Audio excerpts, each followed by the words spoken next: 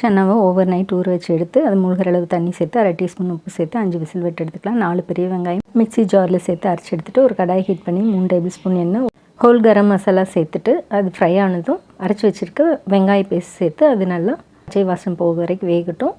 சன்னா நல்லா வெந்துருச்சு. அதை தக்காளி கூட சேர்த்து அரைச்சி எடுத்துக்கலாம். இப்போது பெரிய வெங்காயம் ராஸ்மெல் போனதுக்கப்புறம் 2 டீஸ்பூன் இஞ்சி பூண்டு பேஸ்ட் சேர்த்து அதனோட ராஸ்மெல் போனதும் அரைச்சி வச்சுருந்த தக்காளி கொண்டைக்கடலை பேஸ்ட்டை சேர்த்துட்டு அதனோட ராஸ்மெல் போனதுக்கப்புறமே அதே ஜாரில் கொண்டைக்கடலை வேக வச்ச தண்ணி சேர்த்துடலாம்.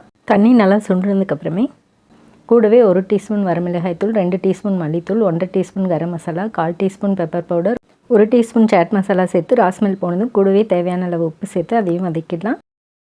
இப்போது வேக வச்சுருக்க கொண்டைக்கடலை இதில் சேர்த்துடலாம். தண்ணியோடு சேர்த்துக்கோங்க. தேவைப்பட்டால் இன்னும் கொஞ்சம் தண்ணி எக்ஸஸாக சேர்த்துட்டு அது 10 நிமிஷம் நல்லா கொதிக்க விட்டு மல்லி இலை கொஞ்சம் தூவிட்டு இறக்குனா சூப்பரான சன்னா மசாலா ரெடி.